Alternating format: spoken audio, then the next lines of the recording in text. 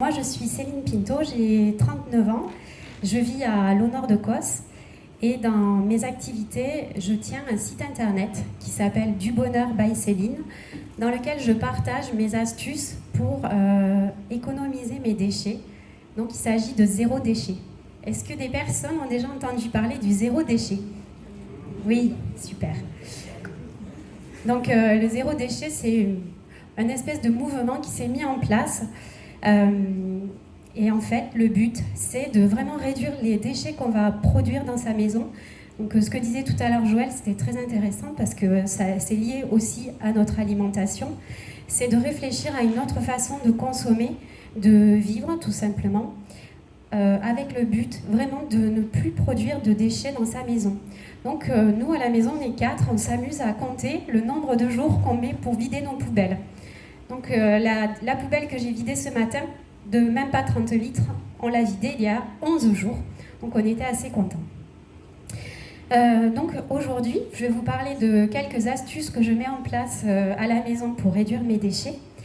Et j'aimerais vous lancer un défi, tous et toutes qui êtes là. Le défi que j'aimerais vous lancer, c'est de, quand vous arrivez chez vous, essayer de mettre en place 3 choses que vous ne faites pas déjà pour réduire vos poubelles. Donc voilà, ça serait chouette si vous pouviez essayer de réfléchir à ça. Je vous mets au défi du coup. Donc pour ça, je vais vous expliquer un petit peu ce que je mets en place. Vous allez voir, parce que je vois le profil de personnes qui sont dans la salle, c'est un retour au bon sens en fait, tout simplement. Moi, je fais partie d'une génération, je suis née dans les années 80, j'ai vécu avec la consommation toute ma vie. On m'a appris que pour être heureux, il fallait que j'ai plein de choses. Je mangeais des produits emballés dans du plastique, etc.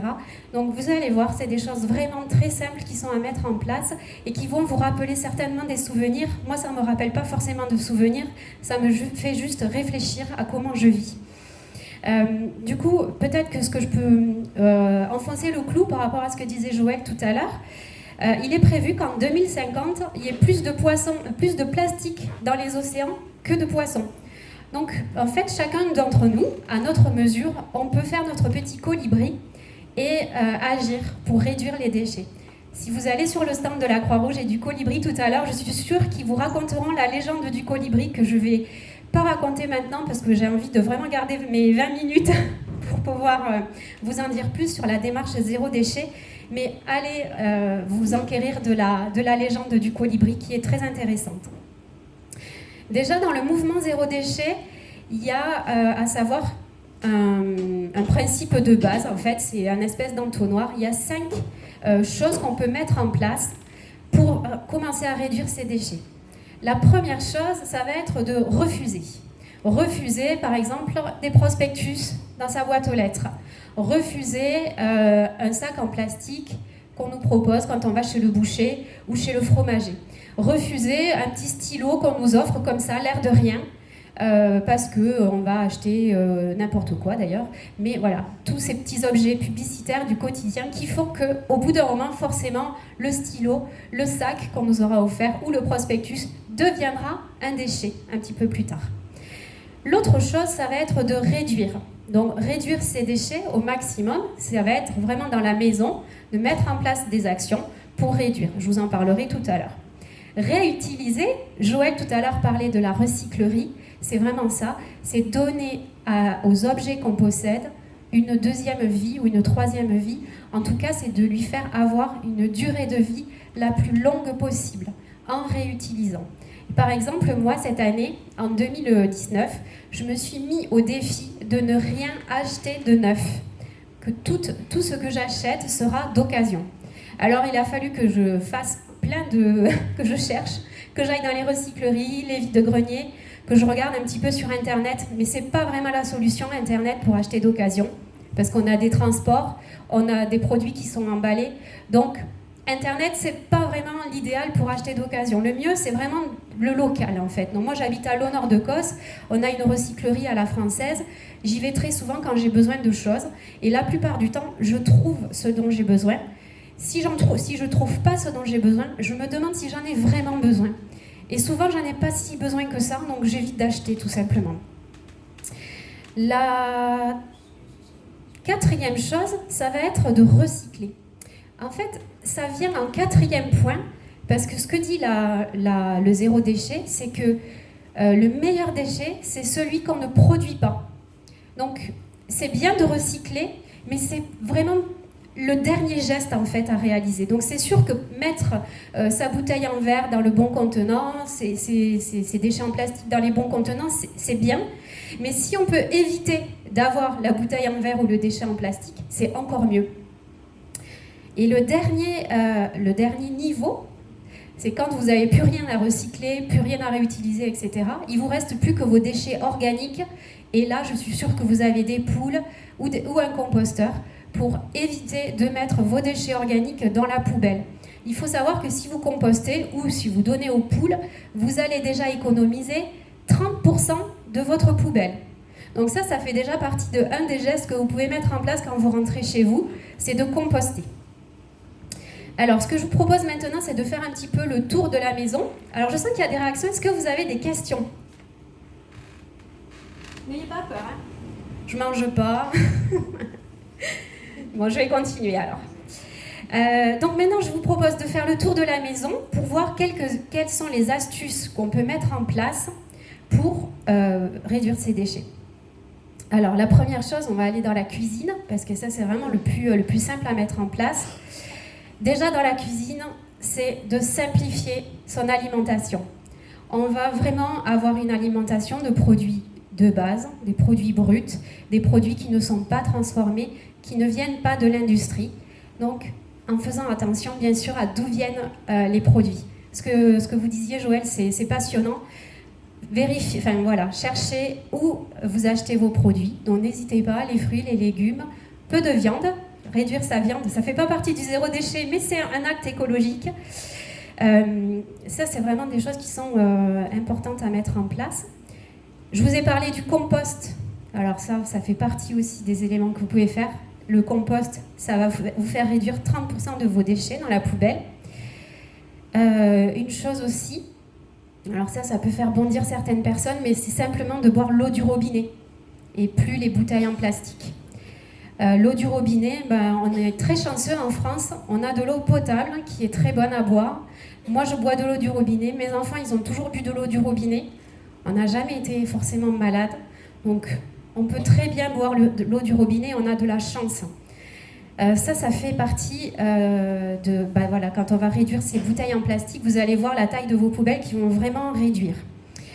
Ensuite, l'autre chose qui va être à mettre en place, c'est quand on va faire ses courses.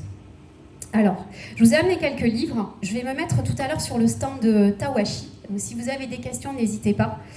Mais il y a aussi une chose, c'est en fait de plus aller dans les supermarchés. Alors, je ne vais pas le dire trop fort, parce que moi, je travaillais dans la grande distribution il y a 1 an de ça.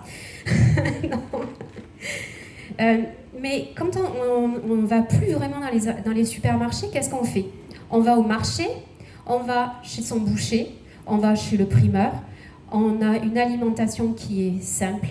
On va aussi dans les magasins bio, ça c'est des choses aussi qu'on peut faire, où on va trouver des produits non transformés en vrac. Alors quand vous allez faire vos courses chez votre boucher, prenez vos petits Tupperware, vos boîtes en plastique, et demandez-lui de vous servir votre viande ou votre fromage dans des boîtes Tupperware. Il sait faire la tare, il n'y a pas de souci. Et vous, quand vous allez rentrer chez vous, vous n'aurez plus les papiers emballés, etc. Je vois que vous êtes surpris, mais je vous assure que les bouchers, ils ne sont pas trop surpris. Ils ont de plus en plus de gens qui font ça, et c'est très écologique. Alors les Tupperware, c'est en plastique, évidemment, il faudrait des trucs en verre, mais on ne peut pas être parfait pour tout. Le mieux, c'est de ne pas culpabiliser, de faire ce qu'on peut, c'est pas grave, tout va bien. Déjà, vous économisez du papier, c'est déjà pas mal. Et si vos Tupperware vous agacent, allez chercher des trucs en verre, mais il n'y a pas de problème, tout va bien. Bien sûr, les fruits et légumes, arrêtez d'acheter des fruits et légumes dans des trucs en plastique. Du melon emballé, de la salade emballée. En fait, c'est un non-sens, parce que la nature nous offre tout ça. Tout est déjà prêt, la nature a prévu tout. Et nous, on va aller emballer des fruits et des légumes. Donc, Ça fait vraiment partie des choses auxquelles vous pouvez faire attention. Oui, madame, j'ai une question, j'entends la question. Oui, mais le problème, là, parce que tous les produits bio Oui. au supermarché sont sous plastique, oui, pour ne pas être mélangés avec les produits non bio. Et ça, c'est scandaleux. Vous avez tous entendu, donc effectivement, les produits bio des supermarchés sont tous emballés. Excusez-moi, il y a une eau du robinet, elle est pleine de javel chez moi. Alors, normalement, l'eau du robinet, elle est potable et vous pouvez la boire sans problème. Vous pouvez mettre du charbon dans votre carafe d'eau pour enlever le goût de chlore, etc. Mais normalement, vous ne devriez pas être malade en buvant l'eau du robinet. Vous le mettez dans l'eau au frigo. Voilà, vous pouvez la mettre au frigo aussi, ça c'est des astuces. D'autres choses que vous pouvez arrêter d'acheter, c'est le sopalin, les serviettes en papier, les gobelets en plastique, les assiettes en carton. Tout ça, vous pouvez vous en passer en ayant des choses durables, tout simplement. Des serviettes en tissu, des torchons. Vous avez une tache sur la table, il n'y a pas besoin de sopalin, vous prenez une éponge, vous frottez. Vous voyez, en fait, c'est que du bon sens, c'est que des choses assez simples. Après, par exemple, pour le café, moi, avant, je buvais du café en plastique, c'est-à-dire que j'avais plus de déchets que de café. Vous savez, là, CNCO, tout le bazar. C'est pareil, c'est idiot parce qu'on jette plus de déchets que ce qu'on consomme en réalité. Et quand on réfléchit à ça, c'est juste incroyable. Vous buvez 2 cafés en plastique par jour, vous allez voir la taille que ça prend dans votre poubelle. Donc simplement, vous achetez une cafetière italienne, il y en a dans tous les vides-greniers, ça coûte 3 francs 6 sous. Et puis vous trouvez du café en vrac. Il y en a à Montauban, Café Nélou, ils vendent le café en vrac. Ou vous en avez aussi dans les magasins bio. Vous achetez votre café en grains, il y a la machine pour le moudre, et il n'y a plus de problème, vous avez du café 0 déchet, bon pour la planète. Alors oui, le café vient de loin, etc. Mais comme je vous dis, on ne peut pas être parfait en tout. Il faut être bienveillant envers soi-même et pas culpabiliser. Quelque chose que je fais aussi, c'est ma vaisselle, je la fais au savon de Marseille. Je me lave les dents aussi au savon de Marseille. Le savon de Marseille, c'est mon meilleur ami. Et le savon de Marseille, c'est un truc que je connaissais pas. Moi, pour moi, c'était pour les mamies. C'était pas possible. Et en fait, j'ai découvert le savon de Marseille. C'est magique, ça sert à tout. À nettoyer la gazinière, à se laver les dents, à faire la vaisselle, à se laver le corps. Quand on part en voyage, on prend un savon de Marseille, on peut tout faire. On peut même se laver les cheveux. On peut tout faire avec du savon de Marseille. Et on en trouve très facilement en vrac, sans aucun emballage. Pareil, à Montauban, vous avez une droguerie qui s'appelle Chez Couder. Je suis sûre que vous connaissez très bien. Voilà. Vous trouvez tout là-bas. C'est super parce qu'on trouve de tout. Les produits ménagers. Alors ça, c'est pareil. Les produits ménagers, on nous fait croire que pour laver les toilettes, il faut un produit. Pour faire sa vaisselle, il faut un produit. Pour laver la salle de bain, il faut un produit. Un produit différent pour laver sa gazinière, pour laver le four, pour laver l'évier. Il faut un produit pour tout. C'est comme le corps. Il faut un produit pour chaque partie du corps. Alors que du vinaigre blanc, du bicarbonate de soude, du savon de Marseille ou du savon noir, ça vous permet de nettoyer toute votre maison. Vous voulez désinfecter, vous rajoutez quelques gouttes d'huiles essentielles d'arbre à thé, de titruy, et ça nettoie vos toilettes, ça les désinfecte. Donc, très simplement, avec un tout petit peu de produits, quelques produits différents, vous allez pouvoir nettoyer toute votre maison et arrêter d'acheter le Silite Bang qui va vraiment polluer votre maison et aussi polluer toutes les eaux, bien sûr, qui partent de chez vous. Ma fille me montre, il me reste 6 minutes. Donc, maintenant, je vais vous parler de la salle de bain, mais avant ça, je voudrais voir si vous avez des questions pour la cuisine. Bon,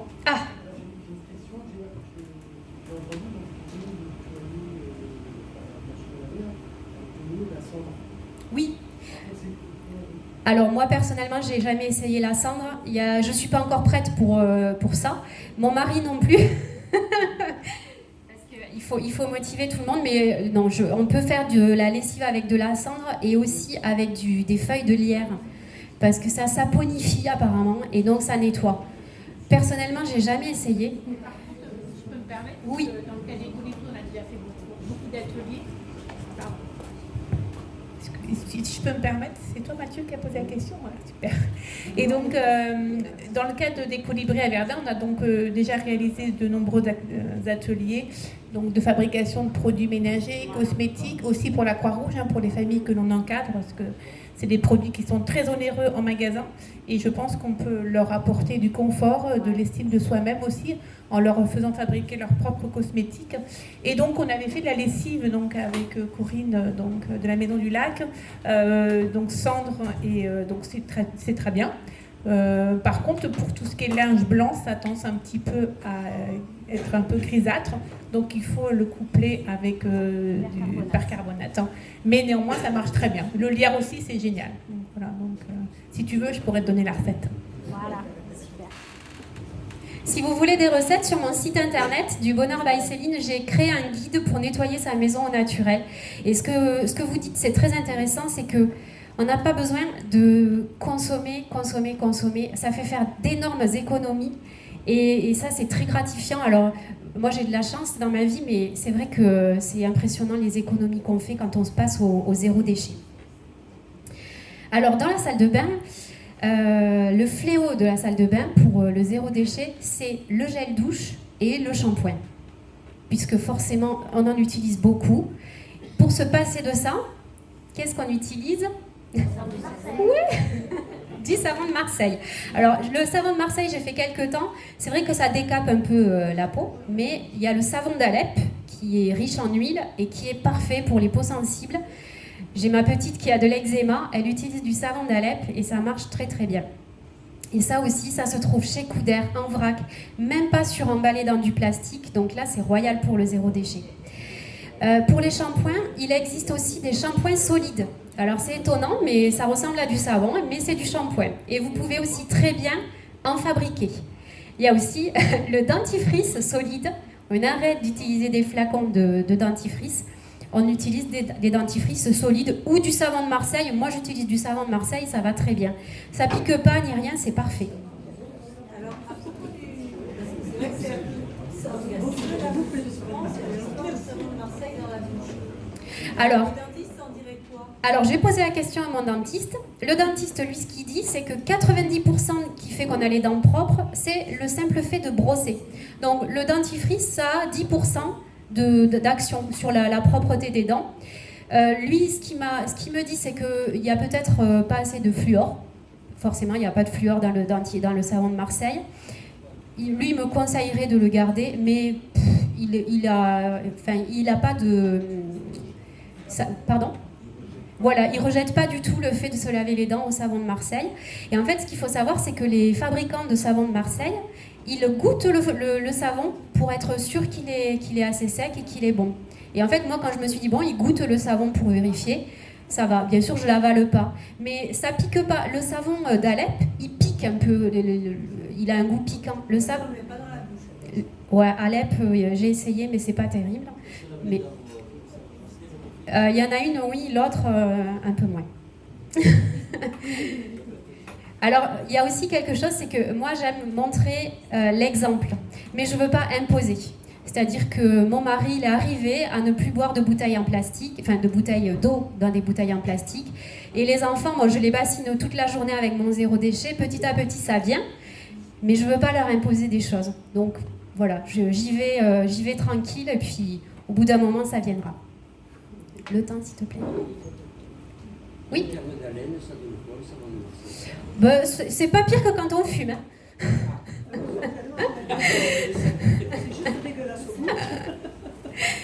Alors, mon mari m'a jamais vraiment dit que je sentais mauvais de la bouche, à part le matin, bien sûr, quand je me lève, mais ça, c'est comme tout le monde.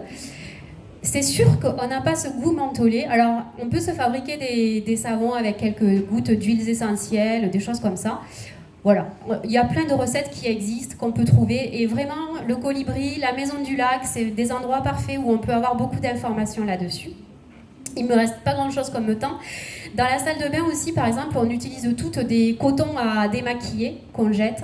Mais là, c'est pareil. Moi, j'ai pris une vieille serviette éponge que j'ai coupée en petits carrés.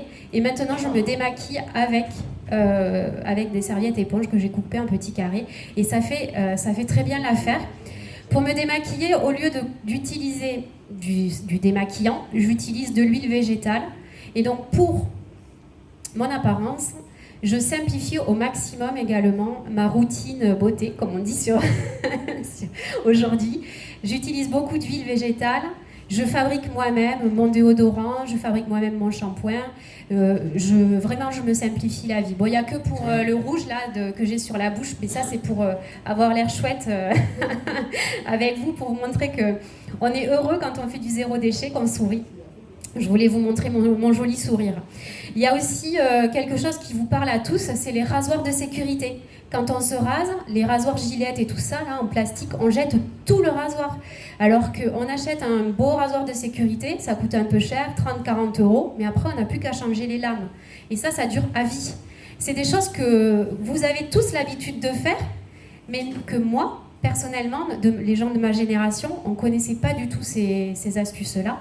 Et donc en fait, le zéro déchet, c'est simplement de revenir à du bon sens, de réfléchir tout simplement à ce qu'on fait, comment on le fait. Et c'est quand on prend un objet et qu'on le jette à la poubelle, c'est de se dire que derrière, notre déchet, il générera de l'énergie pour être traité, recyclé, trié et retransformé en autre chose.